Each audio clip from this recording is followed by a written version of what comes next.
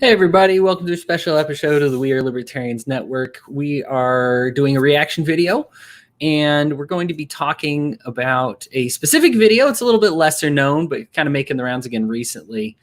It's important to talk about. So this is an example of just a guy getting pulled over for driving while black, essentially. And we are examining this video because it's important to understand where this has come from. George Floyd was unfortunately, not even the worst example of police brutality that we have. So why is it that George Floyd was the straw that broke the camel's back? Well, to do that, you have to examine the totality of the other straws. Now, we want to say, it's only, well, not, I shouldn't say we. There's a certain segment of people that just say, the murder is bad, but it can't be that bad, or things really this awful. Maybe you don't know someone who's been murdered by the police, but you probably do know somebody who has had this type of experience with the police. Maybe you have, but definitely somebody that you know has. And very few people have ever had an experience with the police that's positive, obviously. But even if it's going to be negative, it's usually not this bad. Now, this isn't a violent video. You can have your kids listen to this episode. At the moment, I'm the only one here, and so you shouldn't hear any expletives or anything like that. I can control this. But it's important for people to see and understand that these type of little problems added up into one big, gigantic problem. And please feel free to comment, guys. I'm going to show some of the comments that we get during this. First time I tried sharing this, it wouldn't play audio, but I believe I've got that figured out. So again, I'm going to play a video and pause it as needs pausing. But yeah, basically, we're just going to start off. This guy has been pulled over to the side of the road, and we're going to find out why.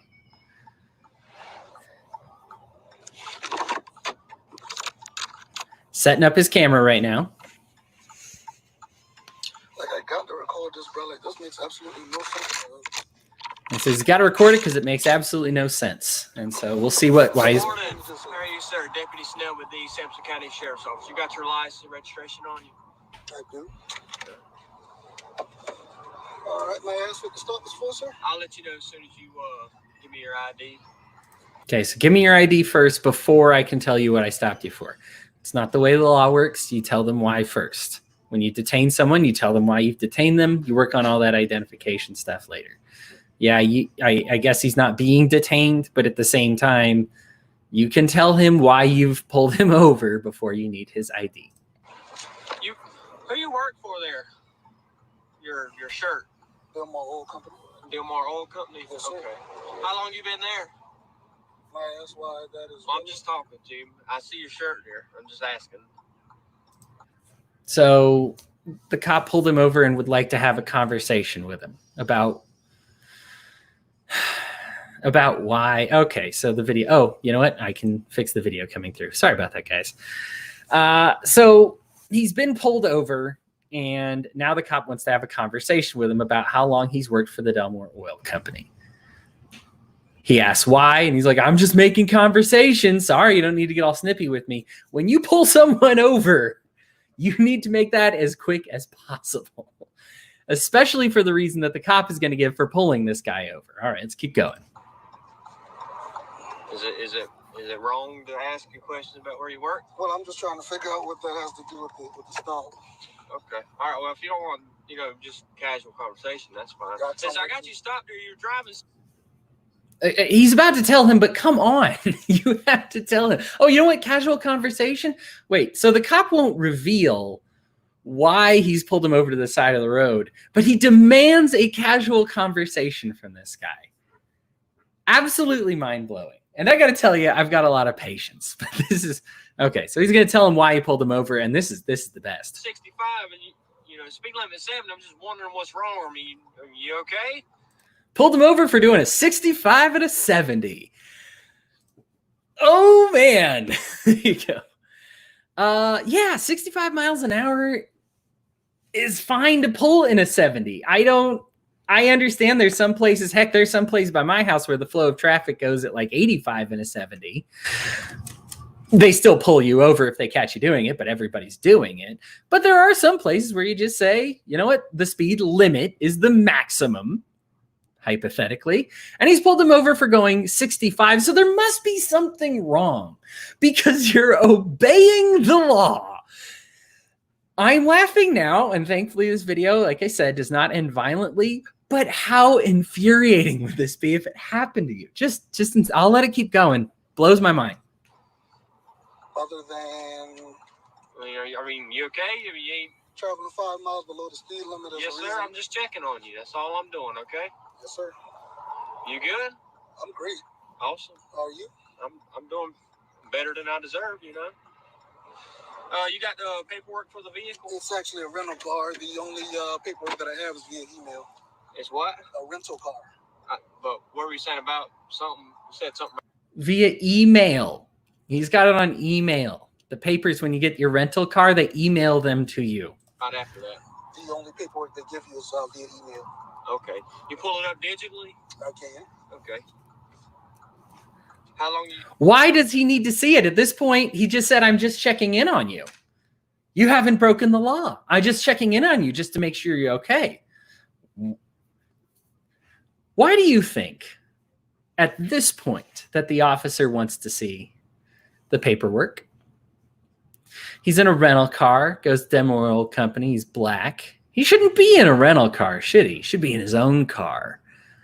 This must be a stolen vehicle. So what's going on? Cop sees a black guy in a nice rental car. Seems to have some kind of nice job, and things just don't add up for this police officer. Now, I hate to make fun of the Southern Hillbilly thing. I forgot to check what state this was before doing it, but he's talking like that. I mean, he's like trying to be the stereotype for why you pull black people over for no reason. Like, I know I didn't have any good reason to pull you over, but you shouldn't be black. Like that whole like fake George W. Bush draw or something like that he's trying to do. Like, I don't, it's very transparent. And apparently the unfortunate thing is this isn't the first time it has happened to this guy. I believe he makes a comment about it later in the video.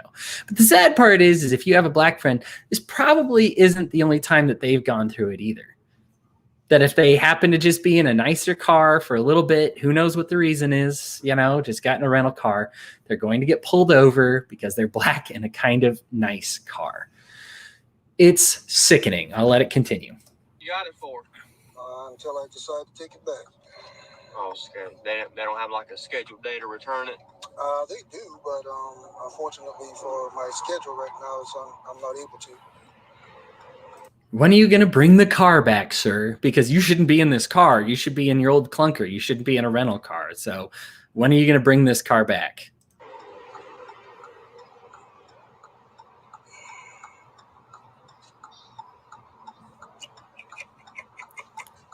This isn't the most fascinating part, but here you go. He's pulling it up on his email because the cop will not leave him alone, even though he's breaking no laws. The officer will not leave him alone. You still live in Clayton? I do. Okay. Making sure the address is current. Off of? It's off of 7.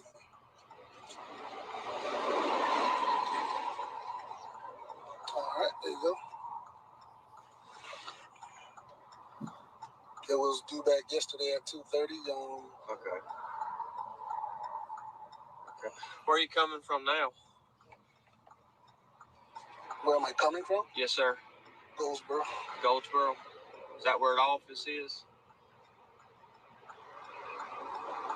I'm trying to understand what's the relation. What? I'm trying to understand the relation to the traffic stop.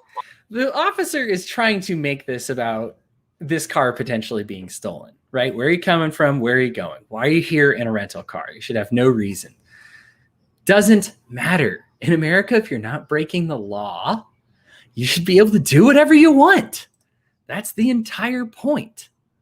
So it's just, at this point, if you can see what the officer's point of view is, you are fishing for excuses to get the cops off the hook. This is a despicable behavior. Okay, this is despicable behavior. Where are you coming from? Where are you going? Look, he's got a reason for it. He had the legal right to answer no questions. What's the libertarian point of view? Say nothing. Do nothing. Am I being detained? No, I'm going to drive off. You should be able to drive off. This guy could drive off, flip the cop the bird, and have broken no laws if he chooses to do that. He's being much friendlier than he has to be by answering any of these questions at all. But he has to, because guess what? If he's rude to him, He's not even rude to him, and the officer gets upset because he doesn't want to answer these questions anyway. I'll let it keep going. Well, I'm just trying to figure out where you're coming from, where you're going, mess like that. So I have to identify where I'm traveling to and from during the traffic. All right, hang tight here just a minute, buddy. I don't understand. Okay, so he's all mad. Cop's like, hang tight just a minute. We have a long delay in the video because, of course, as everybody knows, even if you got pulled over for no good reason, the cop goes back to their car, types up all your stuff, and has to make sure that absolutely everything about you checks out, right? This is your little roadside Gestapo. Just making sure that, okay, you know, I'm going to call the dealership, make sure their car didn't get stolen. Are you sure? Because there's a black guy driving it. Did you intentionally rent to a black guy? Oh, no, I'm scared, so I better call the rental place. Anyhow, guy's about to come back. So the guy gets all mad when he's like, I don't understand why I got to answer where I'm coming from. Cop storms off all upset, and he's going to come back. It gets worse. Word, this man wrote me a ticket, bro. Like, what could you possibly have wrote me a ticket for? He's talking to himself right now. Yeah, yes, sir. There. This here's a warning, okay? No court date, no fine, nothing like that. You can throw this paper away when you get to the house. Ain't nothing to really worry about, all right? Okay, what was the warning for? All right. Have a good day, all right? What was the warning for, sir? Oh, here's a warning for driving 65 at a 70, for being in a rental car that you're allowed to have, that you had the paperwork for, that you had your license for. This is literally a warning for being a black driver. What you are witnessing here is you're a black driver,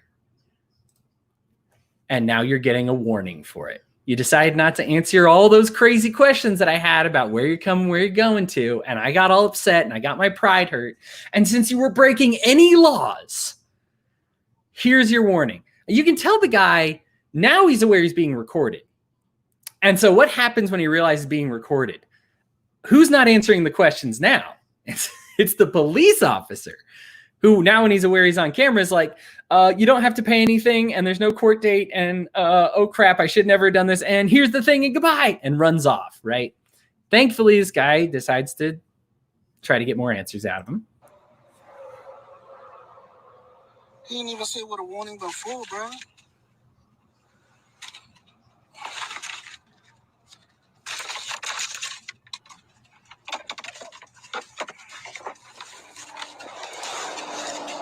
All right, we're going to try to figure it out. So he's getting out of the car. He's going to try to find out.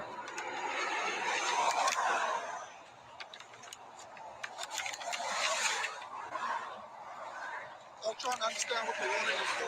It's for traveling under the speed limit, okay? Well, how You're fast traveling is what you say is kind of suspicious to travel under the speed limit when the speed limit is 70. Wouldn't you say it's kind of suspicious to travel under the speed limit? It's like having an officer tell you, like, I know it says no smoking, but I mean, the fact that you aren't smoking, isn't that a little weird? Wouldn't you say it's a little suspicious that you're not breaking the law at all? Isn't it suspicious that you're a black guy in my neighborhood who is breaking no laws? Wouldn't you say that's a little weird? Here's the thing.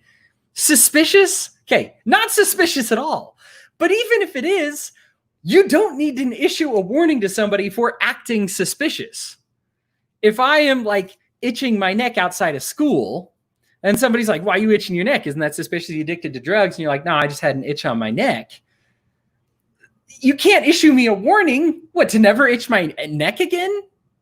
Unless it's like, well, wouldn't you say that's suspicious for not breaking the speed limit? Unbelievable. Well, from my perspective, I was traveling I'm not going to argue. I got stuff to do, okay? The officer has things to do. He's so busy, not too busy, to ask him, what job do you work for? What brings you into this town? What town are you coming from? How long have you worked at these? But all these things that are completely irrelevant, that cop had all the time in the world. But then you bust out a video camera that catches this officer acting like a grade A jerk.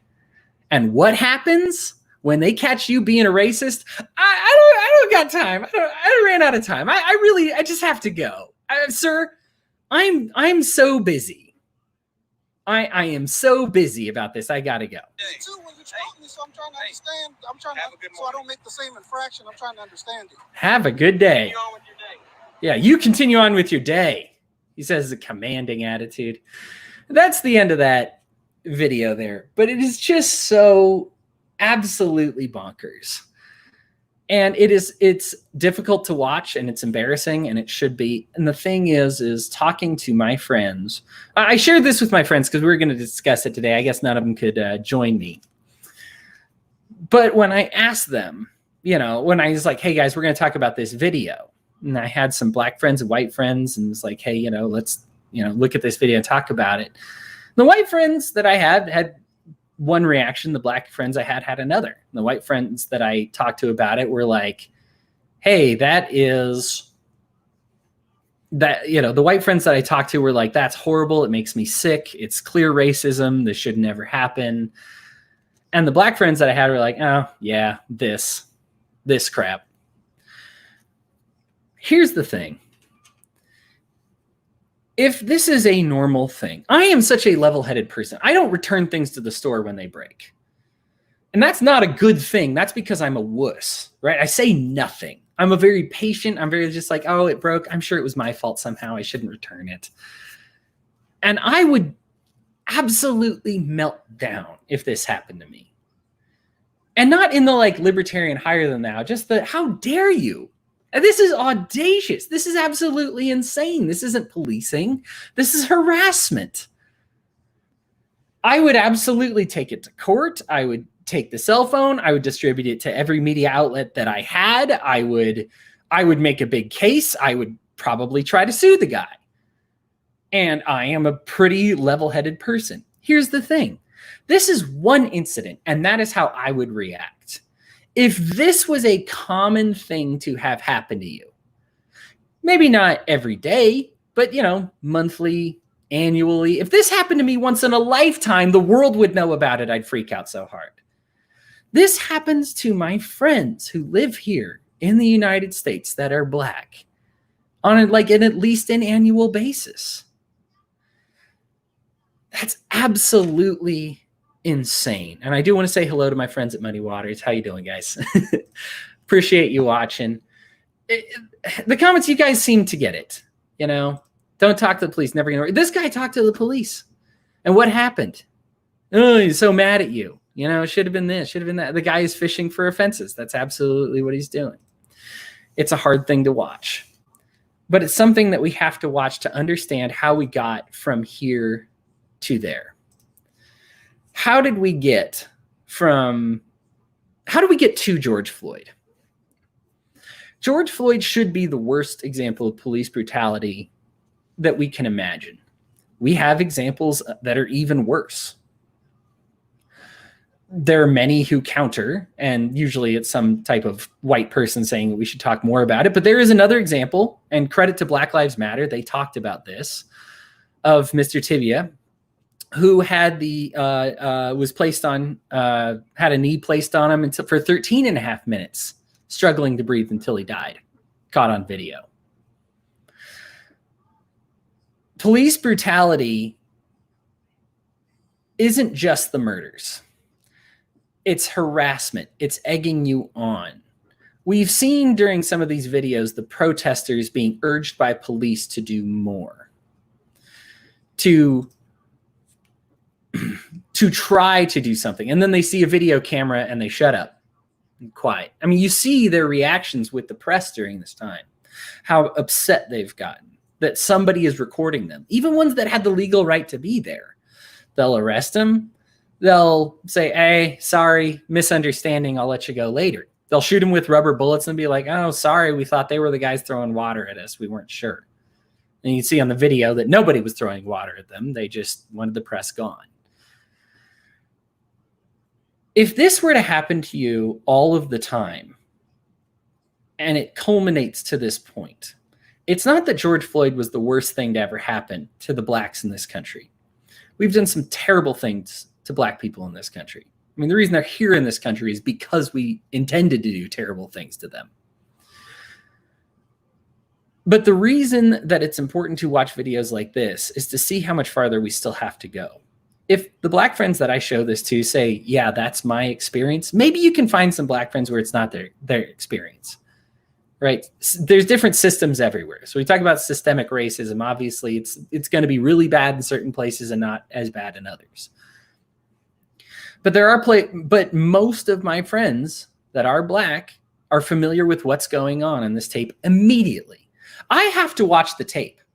I can't believe my eyes. For me, I say, oh, there's got to be another reason. There has to be some, maybe it fits the description of a car that was stolen. Maybe it was just a misunderstanding. There's got to be some explanation. But these things happen without explanation. In fact, when it's time to give them explanations, that's when they shut down. That's when they say, nope, here's your warning. Get out of here. Go about your business. I'm really busy. You've inconvenienced me today by trying to talk to me. We're asking the police, this is a good point. We are asking the police to do too much. Here's the problem with law enforcement right now. We're talking about cops, we talk about police. Let's talk about law enforcement. The problem is that we have laws that we're aware have no victim. They're bad laws. They're made for the purposes of being racist. When you agree to be a law enforcement officer, you agree to enforce bad laws. And you agree to enforce, as Josh and Hannah are pointing out, way too many laws. There's too many laws. You're asked to do too much. If it was simple, shoot the bad guys. I mean, this is what we make the superheroes, right? This is our deal that we have for police officers. We even do this in the movie theaters, you know? We're like, get the bad guys. Somebody stop the bad guys. Shut them down. But that's not what we're asking law enforcement officers to do. We're asking them to hit unofficial quotas. In some counties, still official quotas, even though that's supposed to be against the law. Just for doing nothing, for obeying the flow of traffic. You know, please pay money because you went as fast as everybody else. We're asking them to enforce laws that they have no business enforcing. And that's too much, and it is wrong. When you are enforcing a racist law, you are helping racists. Now, in this case, I have no excuses for this police officer because he's not even enforcing the law. There's no law that says you can't go 65 and a 70. There may have been a minimum speed limit, but it wasn't 65. There's no law against being suspicious or just being who you are, driving how you feel is safe, as long as you're not hurting other people. That's the libertarian ideal, and thankfully that's the way it's supposed to work. This isn't what happened. This officer behaved in a racist way.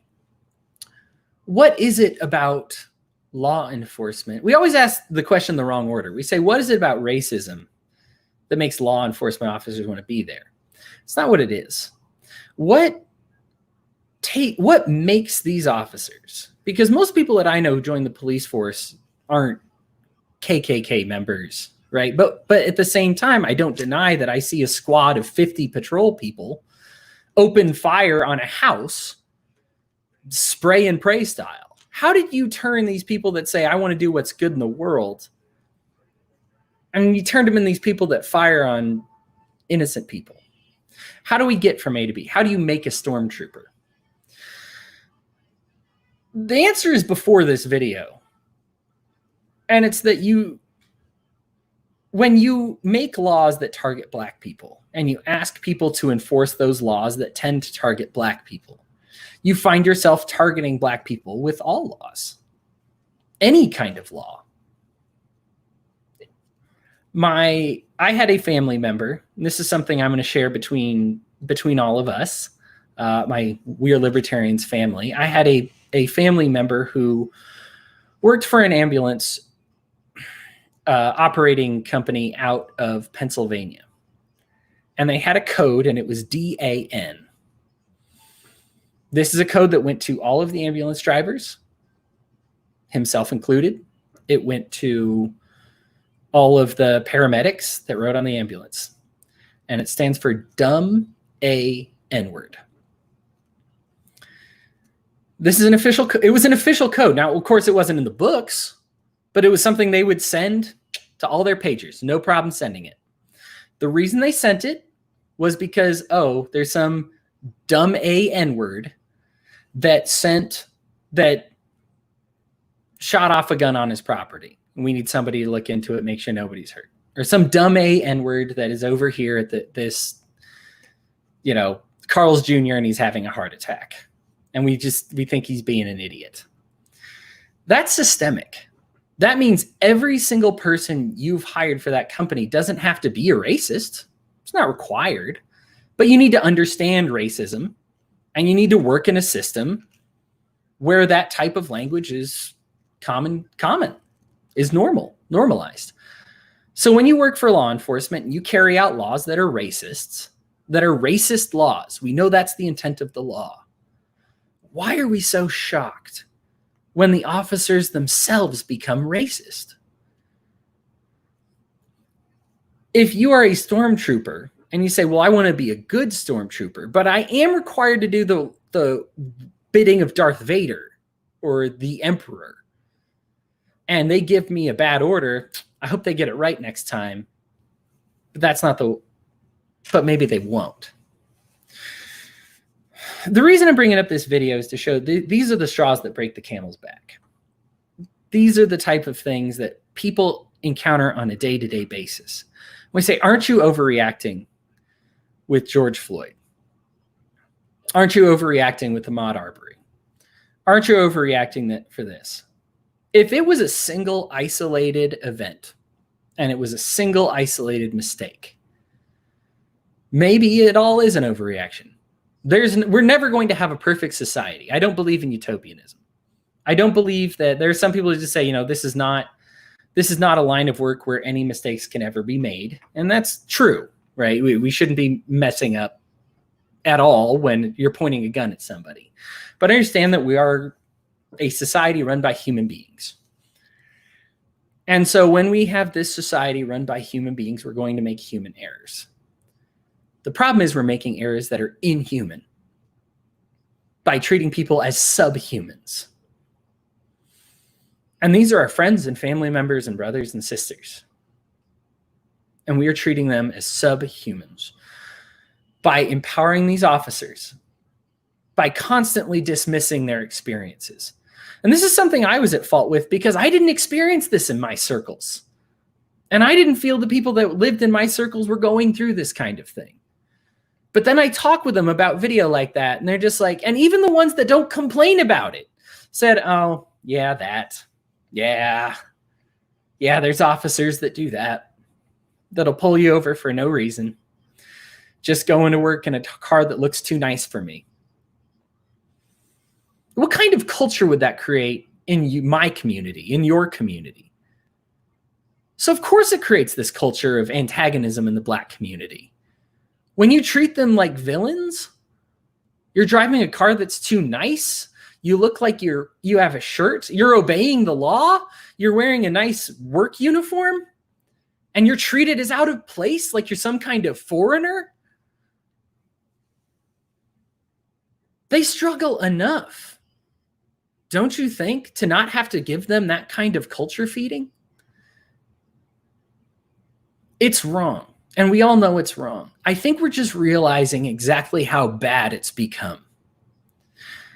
When we see officers and people that will watch a video like that and rally behind the officer and say that officer, there must be some good reason. I'm sure there's a good reason. I'm sure he's a good dad. I'm sure he's a good, we can't tear this guy's life apart because of this. Tearing that guy's life apart will do so little. What needs to be fixed is the entire system. This is not a matter of there never being another mistake. I would love for there to be a never George Floyd or Ahmaud Arbery or Tamir Rice ever again. I'm aware that's too much to ask for, but it cannot be part of a system. The system is designed to do this. The system of laws is designed to crack down on these people. It was created to target them and target their culture. And when you sign up to carry that out, the idea is that it's their will be done, not ours. Not everybody's a religious person. I am. When I tell God, not my will, but thy will be done. His will is a will of love. I am confident when I give him my will that he will ask me to do things that serve my community and be nice to my fellow man, to love them, to respect them, to try and bring them up, to treat everybody like brothers and sisters, to not judge ever, even once, a little bit, to try and make everybody feel incorporated and together, because we are all in this together. What happens when I take that will, I make that same oath that I made to God, and instead I say, whoever the president of the United States is, you have my will.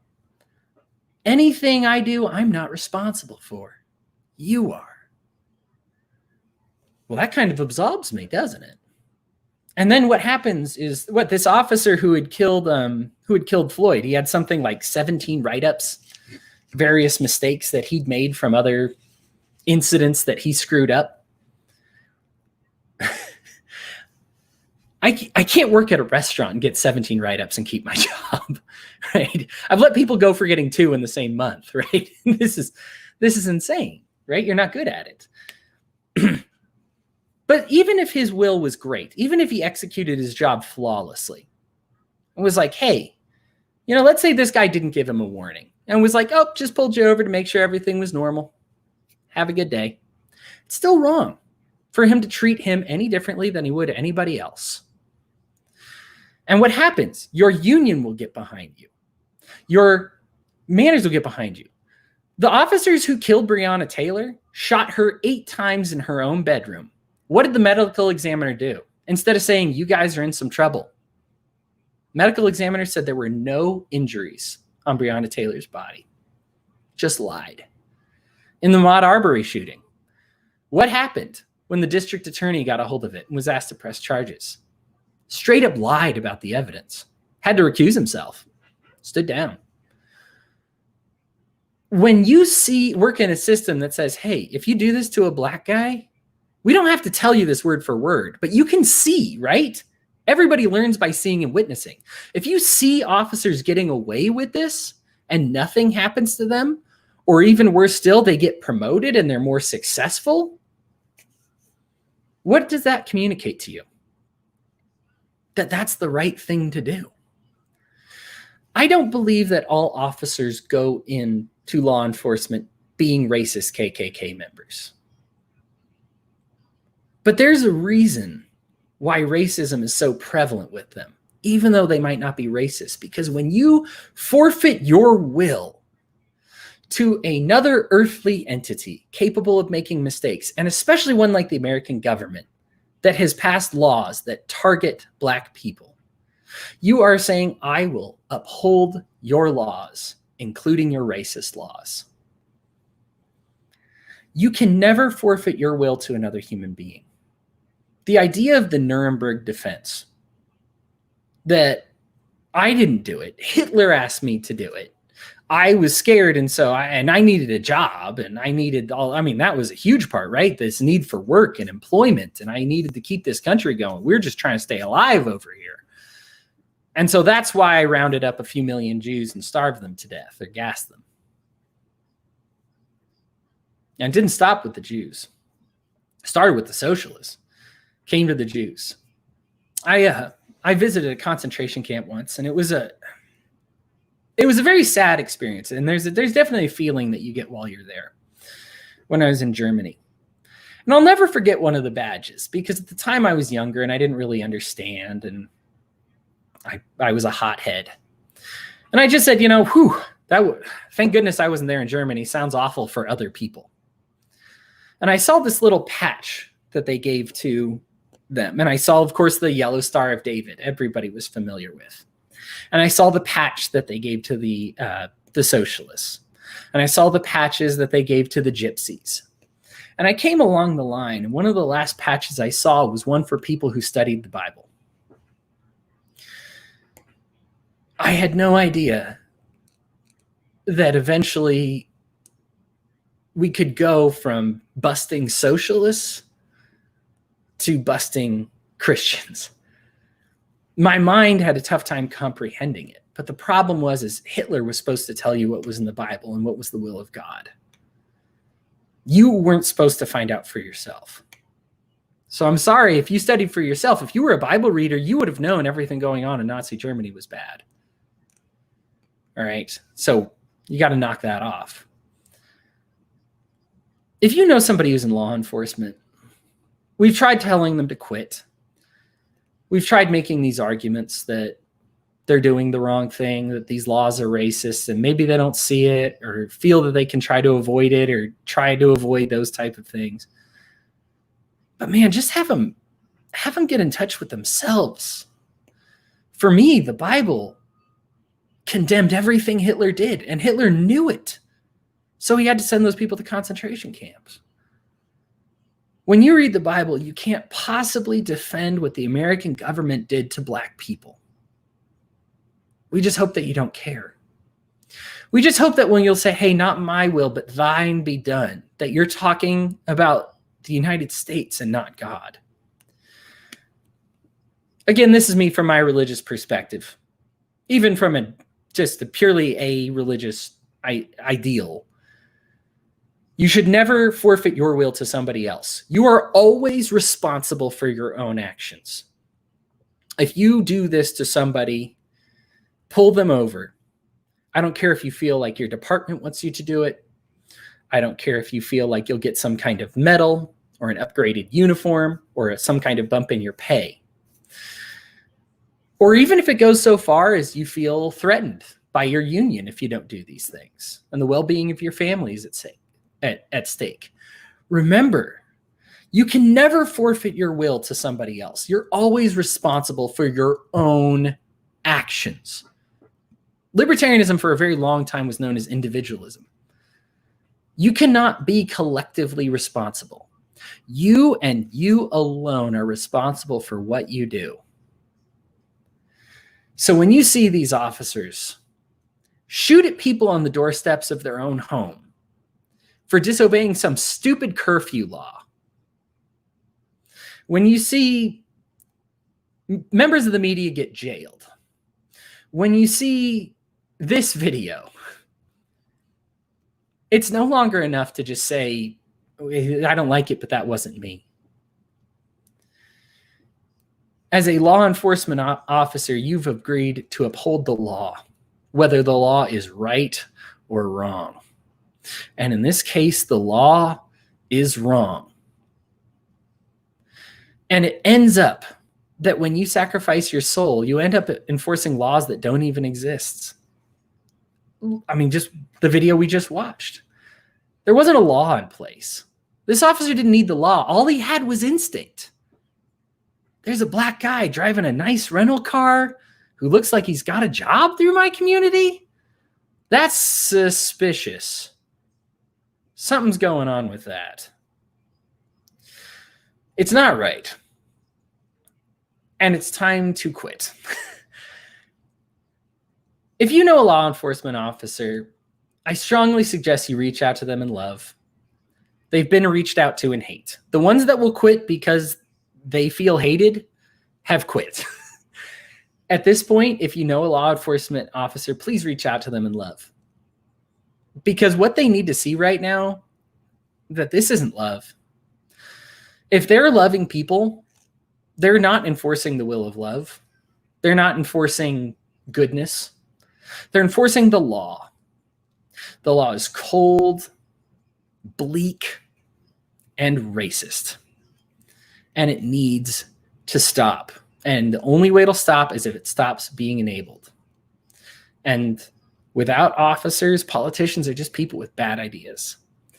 And maybe we can't create the kind of change that gets every single officer to quit the force. But you're not responsible for every single officer on the force. You're only responsible for yourself. So I urge you, please find other work if you're a law enforcement officer. Guys, thank you so much for tuning in today and listening to this with me. I just saw this video and I just felt like I had to say something about it. I think we've seen a lot of the shocking, awful, brutal videos. But I want you to understand how we get from here to there, how we've gotten here, why this was such a powder keg ready to explode. Because if this happened to you all the time, you'd be ready to explode too. I know I am. Patreon members, thank you so much for subscribing. Everybody else, thanks for listening and putting up with my technical difficulties. I'm sorry more of the WAL crew couldn't come on tonight, but I really appreciate you guys joining. Hope you learned a little something. Please let me know, share it, whatever you want to do. Again, you guys have a great day, and we'll talk to you next time.